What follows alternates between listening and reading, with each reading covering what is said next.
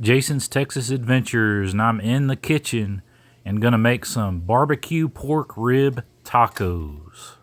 Got a tortilla here on the skillet, and these tortillas are HEB brand Mixla corn and flour blend tortillas.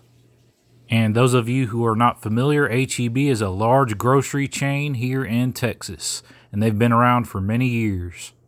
So these are my leftover pork ribs that I cooked on the crock pot yesterday.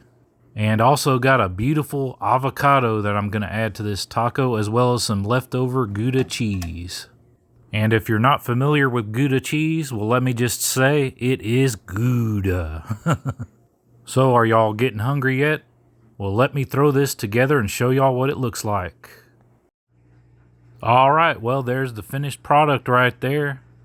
Pork rib tacos. And these are similar to carnitas tacos, which are pork shoulder. But we got pork ribs today. So yeah, I cooked these pork ribs in the crock pot yesterday. When I went to grab them, they just fell right apart. I've also got this mi tienda salsa verde, which will add a little spice to this. So as far as any road trips, I think I'm going to try to hunt down some bluebonnets here in a couple weeks, so stay tuned for that. I've got a certain area I want to revisit again, so stay tuned and hopefully I'll capture some bluebonnets.